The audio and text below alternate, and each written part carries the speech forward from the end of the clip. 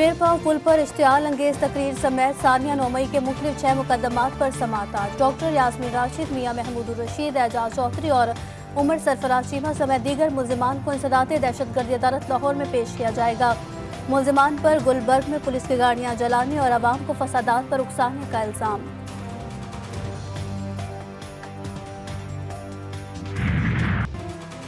सादकाबाद में कौमी शाहराह पर संजरपुर के करीब खाम तेल से भरा ऑयल टैंकर उलट गया। ऑयल लीक होने पर कौमी शाहराह कई घंटों से ट्रैफिक के लिए बंद। टैंकर के करीबी एरिया को सील कर दिया गया। नवा साल का पहला मुकम्मल सूरज गिरहन आज होगा। गिरहन पाकिस्तानी वक्त के मुताबिक रात 8:42 पर होगा। उरूज रात 11:17 पर होगा और 5 घंटे तवील सूरज ग्रहण का नज़ारा पाकिस्तान में नहीं देखा जा सकेगा। और आज से कराची में गर्मी की शिद्दत में इजाफे का इम्कान। दर्जा हरारत 35 से 37 डिग्री सेंटीग्रेड तक पहुंच सकता है। 10 अप्रैल तक सिंध के बेशतर मकामात पर गर्मी की शिद्दत ज्यादा रहने का इम्कान है। पेशावर से कराची आने वाली रहमान बाबा एक्सप्रेस गोजरा के करीब हादसे का शिकार। ट्रेन के ड्राइवर और असिस्टेंट ड्राइवर समेत 4 मुसाफिर जख्मी। हादसे में ट्रेन की 3 बोगियां पटरी से उतर गईं। गोजरा के सरकारी अस्पताल में इमरजेंसी नाफिज। वज़ीर आज़म शहबाज शरीफ ने उम्र की सआदत हासिल कर ली। पाकिस्तान और आलम इस्लाम की सलामती, तरक्की और खुशहाली के लिए खुसूसी दुआएं। वज़ीर आज़म की सऊदी वली अहद शहजादा मोहम्मद बिन सलमान से अफ्तार डिनर पर मुलाकात। दोनों रहनुमाओं के दरमियान दो तरफा ताल्लुकात और बाहमी उमूर पर तबादला ख्याल। नमाज मगरिब भी सऊदी वली अहद शहजादा मोहम्मद बिन सलमान के साथ अदा की।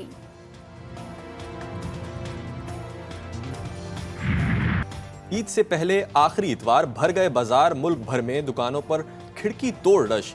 लड़कियों को कपड़ों, मैचिंग की चूड़ियों और सैंडल्स की तलाश। बच्चों को विश लिस्ट में शामिल तमाम अशिया खरीदने की धुन। मर्द बच्चे उठाए उठाए हलकान। रात गए तक शहरी खरीदारी में मसरूफ। मैं अपने आप के पास जा रही हूँ ईद के लिए, बहुत मजा आ रहा है। अपनों में ईद मनाने के लिए परदेसियों की रवानगी। खुसूसी ट्रेनों का आगाज। पहली ईद स्पेशल ट्रेन कोयटा से रावलपिंडी और कराची से पेशावर रवाना। दूसरी ट्रेन आज रात 9 बजे कराची से लाहौर के लिए निकलेगी। भाई पहले था 1100-1000 रुपया, अभी बोल रहे हैं 2000। क्या इनको मरना नहीं है? कब्र में नहीं जाना है? यहाँ पे कोई बोलने वाला नहीं है, सब माल खा रहे हैं। इन हुक्मरानों से तो मुश्किल है कि कोई गरीब आवाम को रिलीफ मिले। 1200 रुपया किराया। चोर इस मुल्क में सारे चोर हैं। 100 साल भी रगड़ते रहेंगे ना, ये ऐसे ही रहे। चोर मिक्स। अपनों के साथ ईद मनाना भी मुश्किल। ईद से पहले ट्रांसपोर्ट किरायों में मनमाना इजाफा। कराची में 200 से 800 रुपए तक इजाफी वसूली। कैंट स्टेशन, ताज कॉम्प्लेक्स, एम्प्रेस मार्केट और सोहराब गोड में ट्रांसपोर्टर्स जेबें गर्म करने लगे। हुक्काम खामोश।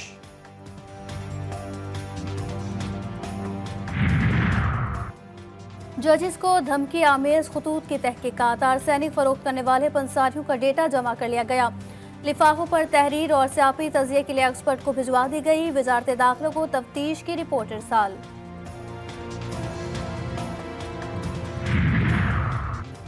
खैबर पख्तूनख्वा हुकूमत का चीफ सेक्रेटरी की तैनाती पर विफाक से तनाज़ा। मुशीर इत्तलात खैबर पख्तूनख्वा बैरिस्टर सैफ कहते हैं मर्जी की टीम साथ रखना वज़ीर आला का हक होता है। चीफ सेक्रेटरी की तैनाती में ताख़ीर करके विफाक तंग कर रहा है। मौजूदा चीफ सेक्रेटरी को शहबाज शरीफ ने अपने मफादात के तहफ़्फ़ुज़ के लिए सूबे में लगाया है। बानी चेयरमैन से मुफाहमत की कोई बात नहीं हुई। वो मुल्की मफाद में बात करने के लिए तैयार हैं। पीटीआई रहनुमा अली मोहम्मद खान की जीटीवी न्यूज़ के programme news today with Tanzeela Mazhar में गुफ्तगू बोले कि फॉर्म 47 के जरिए अक्सरियत को अक़लियत में बदला गया। 2/3 अक्सरियत की जमात को दूर रख कर मुल्क नहीं चलाया जा सकता।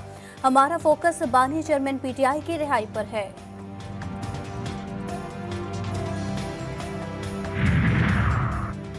चेयरमैन सेनेट का इलेक्शन 9 अप्रैल को होने का इम्कान। यूसुफ रजा गिलानी पीपल्स पार्टी की तरफ से चेयरमैनशिप के उम्मीदवार नामजद।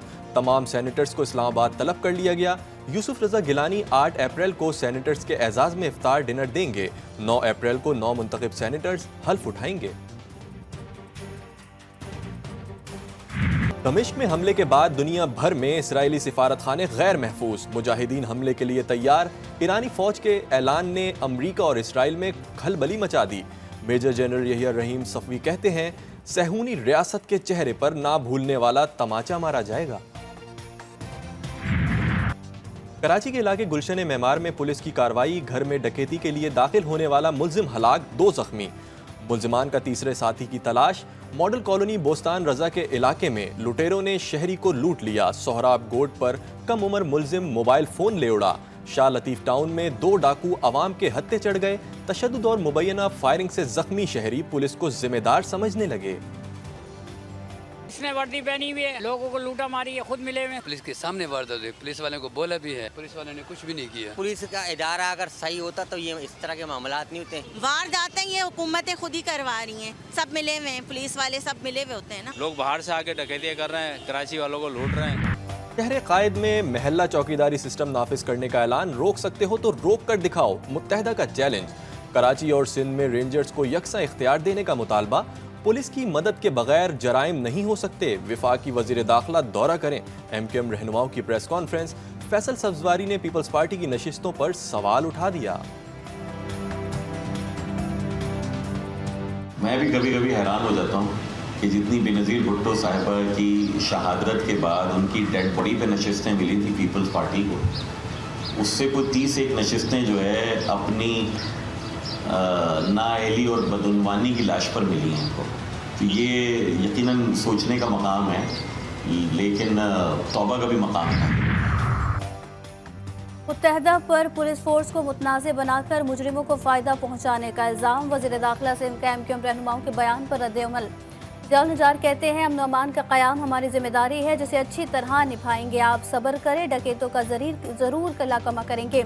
मजीद बोले कि किसी शहरी की जान जाने पर हमें आपसे ज़्यादा दुख होता है।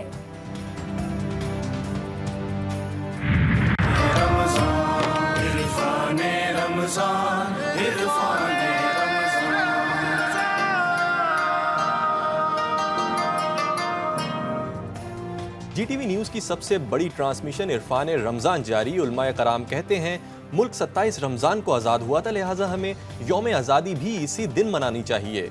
जिस मकसद के लिए आज़ादी हासिल की गई, क्या आज वो पूरा होता हुआ दिखाई दे रहा है? सहाबा व अहले बैत के किरदार और दावत दीन देने के मौजू पर गुफ्तगू।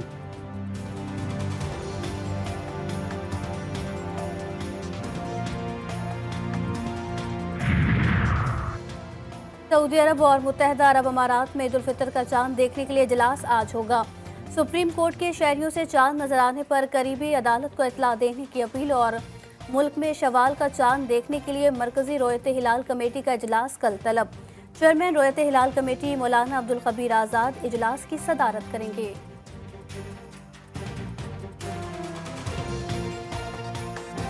और कारकुल ट्रेनिंग कैंप में तरबियत मुकम्मल। न्यूजीलैंड के खिलाफ सीरीज के लिए टीम का ऐलान एक बार फिर मौखिर, कल होने का इम्कान। बाबर आजम कहते हैं, फिटनेस का इंटरनेशनल क्रिकेट में बहुत फायदा होगा, इंशाअल्लाह T20 वर्ल्ड कप जीतेंगे।